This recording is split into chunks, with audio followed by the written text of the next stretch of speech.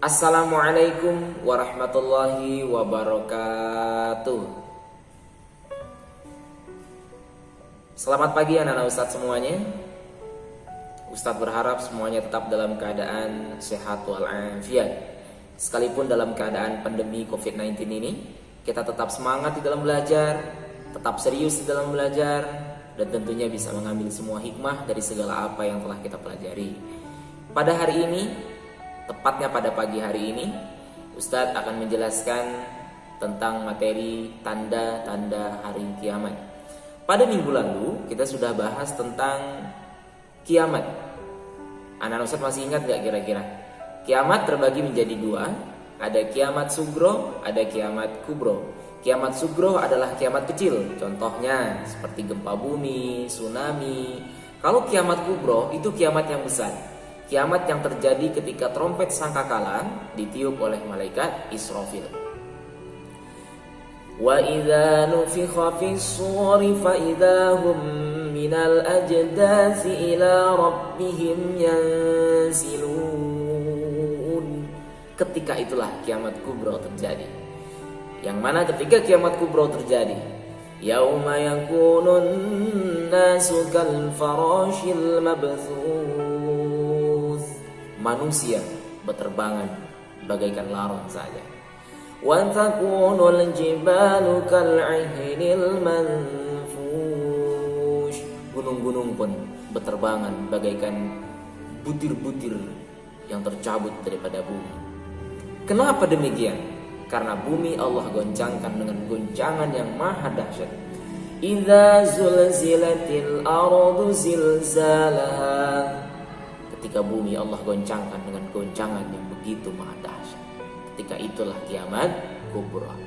Kiamat tidak ada yang tahu kapan terjadinya kiamat kubro, karena kiamat adalah rahasianya Allah Subhanahu wa taala. Buka anak-anak Ustadz pada halaman 18 pada yang C, tanda-tanda kiamat. Bahkan sebuah hadis menceritakan tentang Nabi Muhammad SAW ketika itu pernah ditanya oleh malaikat Jibril. Kata malaikat Jibril, "Ya Muhammad, kapan terjadinya hari kiamat?" Dijawab oleh malaikat Jibril yang ditanya. Dijawab oleh Nabi Muhammad SAW yang bertanya, dan yang ditanya tidak lebih tahu daripada yang bertanya. Saya ulangi. Malaikat Jibril bertanya kepada Nabi Muhammad SAW, "Ya Rasulullah, kapan terjadi hari kiamat?" Dijawab oleh Nabi Muhammad SAW yang ditanya tidak lebih tahu daripada yang bertanya. Itu artinya Nabi Muhammad sendiri pun tidak tahu kapan terjadinya hari kiamat. Tetapi dari beberapa hadis Nabi Muhammad SAW dijelaskan ada tanda-tanda hari kiamat itu. Tandanya ada dua. Ada tanda-tanda kecil, ada tanda-tanda besar. Tanda-tanda kecil itu artinya masih jauh dengan hari kiamat. Tapi kalau tanda-tanda besar itu menandakan sudah dekat sekali dengan hari kiamat. Tanda-tanda kecil, ilmu agama sudah tidak dianggap penting. Kira-kira sekarang anak Ustadz nih, coba bayangkan ya. Kira-kira sekarang itu sudah masuk di zaman di mana orang sudah tak peduli dengan ilmu agama gak? Menurut Ustadz sih iya. Karena sekarang orang banyak berlomba-lomba mencari dunia, menuntut ilmu, mencari ilmu dunia, sehingga menganggap ilmu akhirat, ilmu agama tidak penting. Betapa banyak pemahaman yang salah, betapa banyak yang telah mengkebelakangkan ilmu agama, karena mindset di otaknya ilmu agama bukan ilmu yang penting bagi mereka. Saya kira sekarang sudah sampai pada zaman itu ya. Yang kedua, minuman keras merajalela. Coba lihat sekarang Ustaz, di mana-mana pemuda, pemudi, bahkan orang tua sekalipun banyak yang terjebak dalam minum minuman keras, minum miras, minum tuak, minum anggur dan sebagainya. Kita juga sudah sampai pada titik itu di mana manusia sudah berlomba-lomba atau minuman keras sudah merajalela.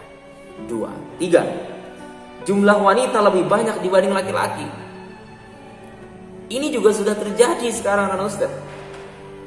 Di mana kelahiran, statistika kelahiran anak perempuan itu lebih banyak daripada anak laki-laki.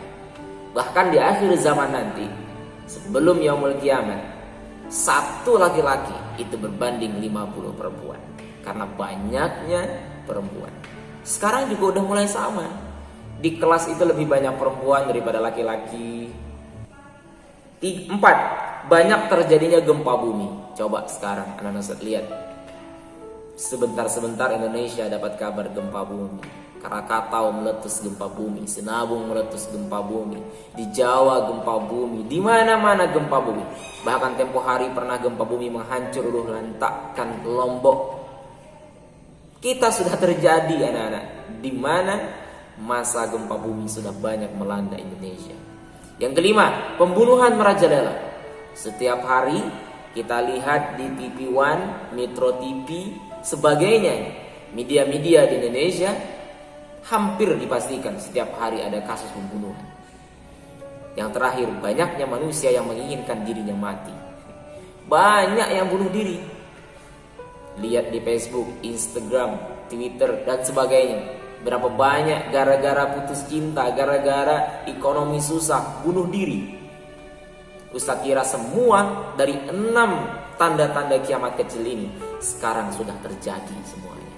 Itu artinya kiamat mungkin saja cepat akan terjadi. Yang kedua, tanda-tanda besar. Nah, kalau terjadi tanda-tanda ini, itu artinya kiamat sudah dekat sekali terjadi. Hampir saja terjadi. Yang pertama, matahari terbit dari barat. Sekarang kan matahari terbit dari timur ke barat. Nah, nanti kalau matahari sudah terbitnya dari barat ke timur, itu menandakan sudah hampir saja terjadi hari kiamat. Jadi ceritanya itu nanti pada akhir zaman, Ustaz baca dalam beberapa kitab tentang hari kiamat, manusia kebingungan ketika itu.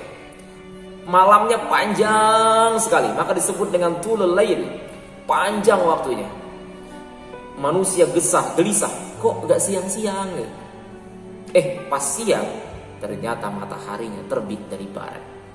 Barat ke timur, bukan timur ke barat. Itu adalah salah satu ciri kiamat terdekat. Berarti hampir saja kiamat akan terjadi.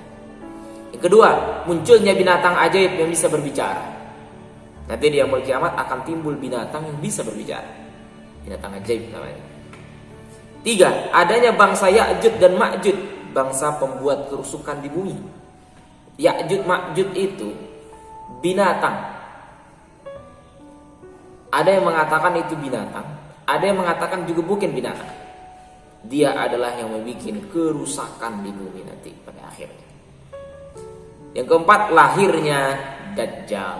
Apa itu Dajjal? Tukang dusta yang mengaku dirinya sebagai Tuhan. Ini yang paling ngetren. Dajjal itu anak Ustaz, rambutnya keriting. Dalam hadis diceritakan ya. Dalam kitab Daqaiqul Akhbar jelas ciri-ciri Dajjal. Alamatul Dajjal. Yang pertama, rambutnya keriting. Tertulis kafir di dahinya. Matanya cuma satu. Dia membawa 2 di tangannya. 1 membawa madu, yang kedua membawa air, yang kedua membawa api. Dia mengaku sebagai Tuhan. Apapun yang dia katakan itu akan terjadi. Maka banyak orang tertipu ketika itu mengakui kalau dia benar Tuhan. Barang siapa yang ikut dengan Dajjal, berarti dia termasuk orang-orang yang tidak selamat. Karena mengakui Dajjal sebagai Tuhan. Ustadz, sekarang sudah ada Dajjal gak? Banyak. Tapi bukan Dajjal yang bertulisan kafir, bukan Dajjal yang rambut keriting itu. Tapi pada dasarnya Dajjal adalah orang pendusta. Sekarang coba bayangin anak Ustaz, berapa banyak orang-orang yang kerjaannya berdusta saja. Maka barang siapa yang kerjaannya berbohong, berarti dia adalah saudaranya Dajjal. Dia adalah Dajjal KW1 yang sudah berkeliaran di mana-mana.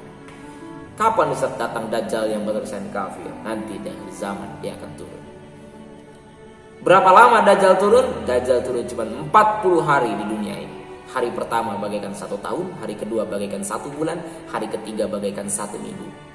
Habis itu baru seperti hari-hari biasanya. Jadi totalnya Dajjal di permukaan bumi ini adalah 1 tahun, 1 bulan, 1 minggu, 47 hari, 46 hari. Dia berkeliling ke seluruh dunia. Semua dipijakkan kakinya di dunia ini.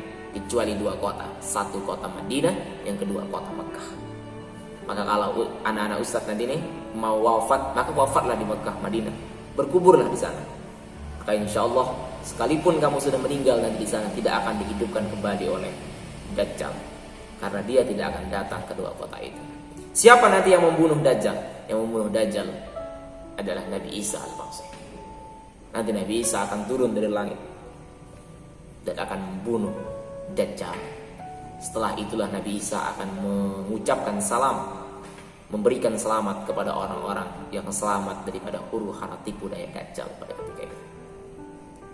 Yang kelima, adanya Imam Mahdi, seorang juru selamat pada akhir zaman. Ini ngetren sekali, Imam Mahdi. Walaupun spekulasi tentang Imam Mahdi ini sangat banyak ya anak-anak Ustaz ya. Cuma kita pahami saja Imam Mahdi nanti akan turun, orang juru keadilan yang akan datang pada akhir zaman. 6. Rusaknya Ka'bah. Ka'bah yang dibangun pada zaman Nabi Ibrahim alaihissalam bertahan kokoh sampai sekarang. Walaupun sudah direnovasi dan sebagainya, suatu saat itu akan hancur nanti. Ketika Ka'bah hancur, berarti kiblatnya umat muslim hancur. Ketika kiblat itu hancur, maka pada saat itulah semuanya akan hancur. 7. Lenyapnya Al-Quran dari mushaf.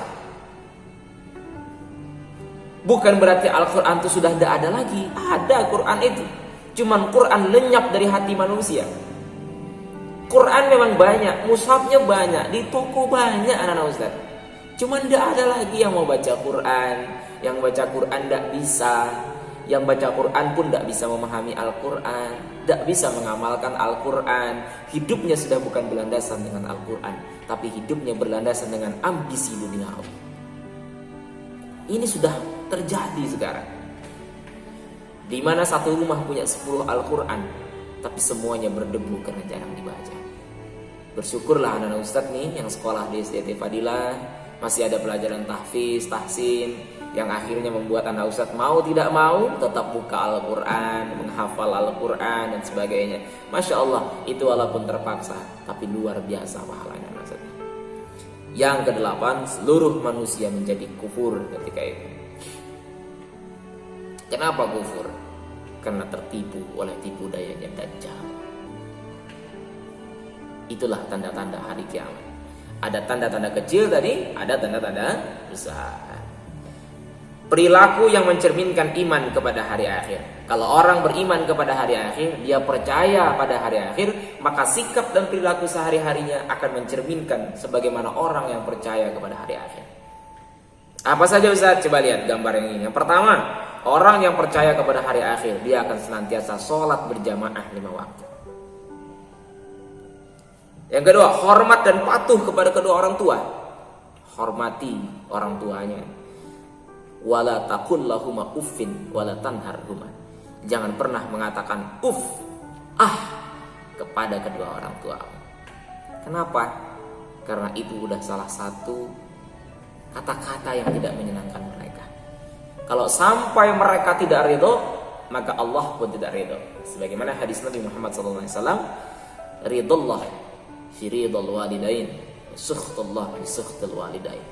Ridhonya Allah ada pada ridho kedua orang tua, dan murkanya Allah ada pada murkanya kedua orang tua. Kalau orang tua kita ridho, Allah pun ridho. Orang tua kita murka kepada kita, Allah pun juga akan murka kepada kita. Al jannatu tahta aqdamil ummahat, tahta aqdamil ummahat. Surga itu ada di bawah telapak kaki ibu. Hormati ibunya, sayangi ibunya, dan ikuti segala perintahnya. Bikin hatinya senang, bikin hatinya bahagia. Kita sebagai anak bikin orang tua kita bangga mempunyai anak seperti kita. Gitu ya. Mau bersedekah atau berbagi dengan orang yang tidak mampu. Menyayangi makhluk Allah seperti memberi makan binatang peliharaan. Gambar yang 4 ini menunjukkan adalah sikap-sikap orang yang mempercayai atau beriman kepada hari kiamat.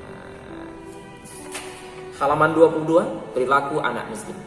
Setelah mempelajari bab ini, kamu tentu sudah tahu arti kiamat sugro atau kiamat kecil. Salah satu contoh kiamat kecil adalah kematian. Suatu makhluk hidup yang bernyawa pasti akan mati. Bagaimana firman Allah dalam Al-Quran, surat Ali Imran ayat 185. kullu nafsin dha'iqatul maut. Semua yang bernyawa pasti akan mati. Ustaz sudah bahas ayat ini kemudian ketika di sebelumnya di pertemuan kita ketika tatap muka. Ketika orang sudah beriman kepada hari akhir, maka akan ada pembiasaan. Sikap dia melakukan sikap-sikap yang telah Ustaz sampaikan di atas, salat berjamaah, hormat kepada orang tua, rajin bersedekah, menyayangi lingkungan dan sebagainya. Tapi dia membiasakan sikap-sikap itu. Berbuat baik kepada semua orang, menjalankan sholat 5 waktu, berpuasa Ramadan, mematuhi nasihat orang tua, mau menolong orang yang membutuhkan. Itu adalah perilaku orang-orang yang beriman atau percaya kepada hari akhir. Kesimpulan daripada pembelajaran kita pada bab kedua ini anak Ustaz semuanya, kiamat itu pasti terjadi. Tidak ada yang tahu kapan terjadinya kiamat. Karena kiamat adalah rahasianya Allah Subhanahu wa taala. Kiamat terbagi menjadi dua, ada kiamat sugro, ada kiamat kubro. Salah satu sikap atau sikap-sikap yang mencontohkan orang-orang yang beriman kepada hari kiamat adalah yang pertama salat berjamaah, yang kedua hormat kepada orang tua, yang ketiga selalu rajin bersedekah, dan yang keempat menjaga, memelihara lingkungan dan alam semesta. Mudah-mudahan pembelajaran ini bisa dipahami oleh anak-anak Ustaz semuanya, dan tentunya pastinya bisa diamalkan oleh anak-anak Ustaz semuanya. Untuk tugas pada minggu hari ini adalah mengerjakan soal-soal latihan pada halaman 23. Ustaz ulangi, tugas pada hari ini adalah mengerjakan soal-soal latihan pada halaman 23 yang A, yang pilihan ganda dari 1 sampai soal nomor 10. Silahkan ditulis soalnya dan dijawab jawabannya, difoto nanti, atau tidak perlu ditulis soalnya pun tidak apa-apa, langsung saja jawab. Yang A apa, yang B apa, yang C jawabannya apa, yang D jawabannya apa.